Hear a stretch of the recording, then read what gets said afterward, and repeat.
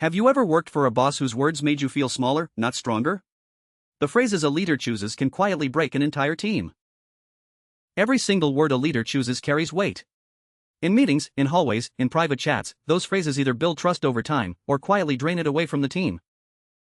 Studies consistently show that 70% of employees who quit say their direct manager, not the company, pushed them out the door. Behind every burned-out worker is often a leader who used the wrong words at the wrong moments. The damage doesn't show up on spreadsheets, but it shows up on faces every single day. So let's break down the 7 phrases that great leaders absolutely refuse to say. First chapter. The most common offender, and the phrase that signals a boss has stopped owning the outcomes of their own team. Picture this. A deadline is slipping, the team is panicking, and the manager waves it off with 5 quiet words. That's not my problem anymore. Trust dies on the spot. A leader who says it's not their problem is telling the team they're alone. That single sentence creates silos, kills collaboration, and breeds resentment fast. Watch the body language shift in the room. Shoulders drop, eyes look away, the meeting ends in silence. People stop bringing problems forward because they've learned no one will catch them. Compare 2 responses to the exact same crisis. The first leader points fingers and disappears. The second leader steps forward, claims partial ownership, and asks how they can help solve it together. Same problem, completely different outcomes for trust and morale. Real ownership sounds different. It sounds like, let me look into that, or, give me until tomorrow, or, I'll find out who owns it. Small words, but they carry massive impact. Look at the difference across 3 workplaces. In one, problems pile up because no one claims them. In another, people pass tickets in circles for weeks. In the third, the leader steps in early, and the whole team thrives because of it. Try this one simple rule. If you're ever tempted to say it's not my problem, replace it with, let me help find who can. That single tiny swap rebuilds trust fast. Now let's move to phrase number 2. These are the words that turn honest questions into shame, and curious employees into permanently silent ones.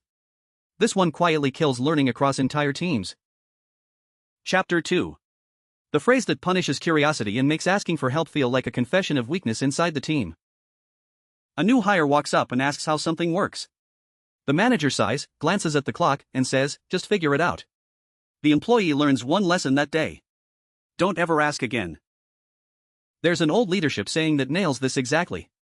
If your people are afraid to ask, they will quietly break things. Silence is never the same as understanding.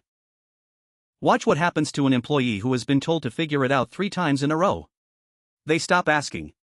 They start hiding. And the small mistakes silently start piling up. Great managers replace dismissal with a simple coaching loop. Step 1, listen to the actual question. Step 2, ask what they've already tried so far.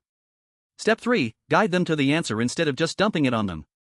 Step 4, encourage them to come back next time. The whole sequence takes maybe 5 minutes.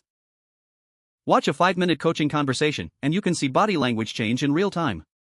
The shoulders rise, the smile returns, the next questions get sharper. That's not coddling, that's actual leadership. Research from Gallup shows that employees who feel comfortable asking questions are 3.6 times more likely to stay engaged at work. 3.6 times. That single behavior, being open to questions, outperforms most management training programs in real-world results.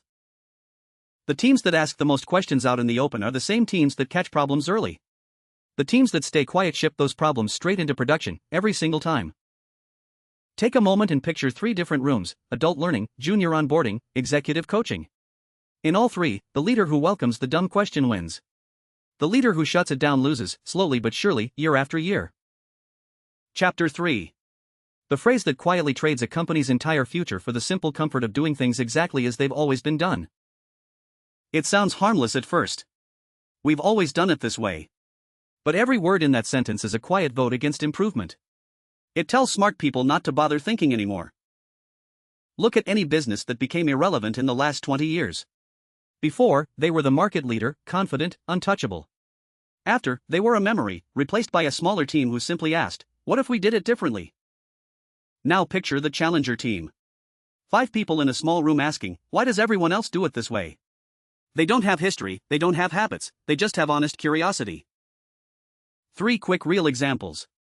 1975, Kodak actually invents the digital camera, then shelves it because film is too important to the business.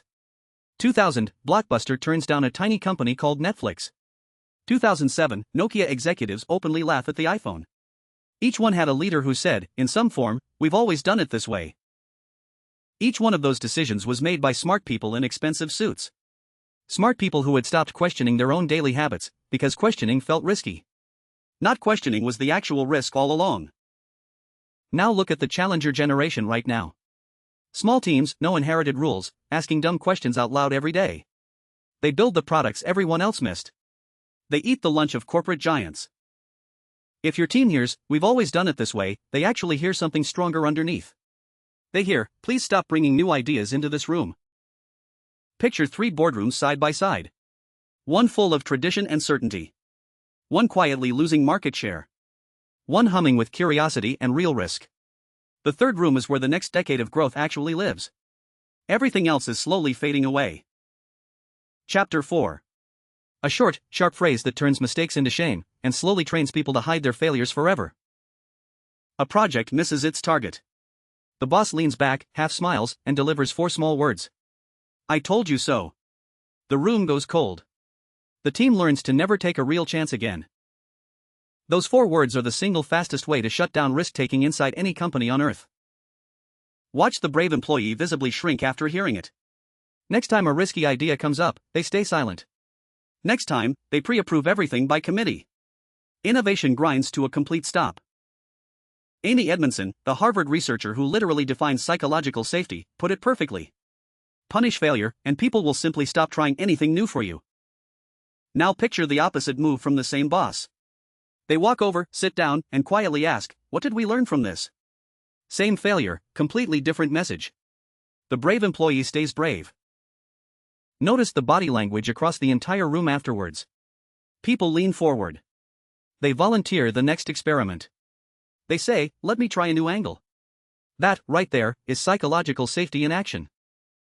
Here's exactly what great managers say instead of "I told you so." 1. What did we learn from this attempt? 2. What would we try differently next time around? 3. How can I personally help you take the next swing? 4. Thank you for taking the shot in the first place. For short sentences, an entirely different team culture. When a leader actually says those 4 sentences after a miss, the team doesn't hide the next mistake. They bring it forward early, and the company catches problems while they're still small and cheap to fix. Chapter 5. The phrase that turns adults into kids and replaces real reasoning with raw authority for no good reason at all. It's a parenting phrase, plain and simple. It works on toddlers because toddlers don't yet have the context to understand. But your team members are adults. They have context. They deserve actual reasons. 2 managers, the exact same decision on the table. One says, "Because I said so." The other says, "Here's why this matters, and here's the trade-off we're making." Same call. Vastly different commitment from the team. Watch the same team after each version of the same decision. After the first, eyes glaze, phones come out, the chat goes silent. After the second, people lean in, ask sharp questions, and quietly volunteer to help execute. A McKinsey survey put hard numbers on this exact behavior. Employees who actually understand the why behind decisions are over 4 times more committed. Trust in leadership doubles. And voluntary turnover drops by nearly a third. Explaining the why doesn't take very much time at all. 60 seconds of honest reasoning replaces months of quiet resentment. The boss who skips the small step is paying a real cost they can't even see yet. When leaders genuinely trust the team with the why, the team trusts the leader with the what. It really is that simple. Authority earned through reasoning beats authority claimed through title every single time.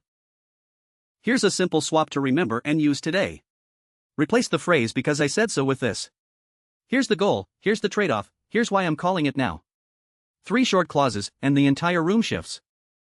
Look at 3 different decision moments across companies. A painful budget cut.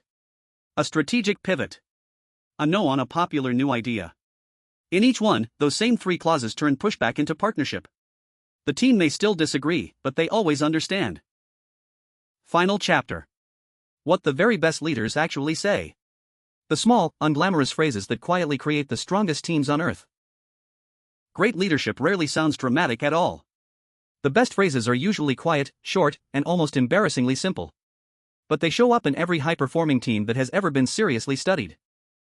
Here are the top 3 phrases the best leaders use almost every single day on the job. Number 3, "I trust your judgment, run with it." Number 2, what do you need from me to win?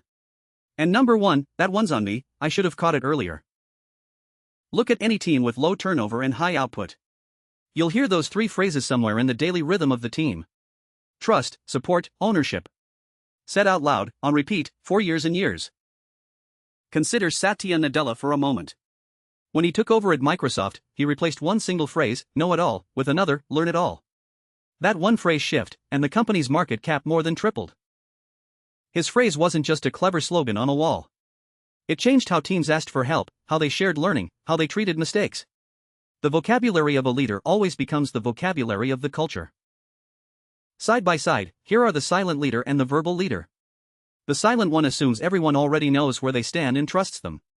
The verbal one says it out loud, every day, what they value, why it matters, who they appreciate. Guess which team consistently performs better? Picture 3 managers across 3 very different industries. A hospital ward. A software team.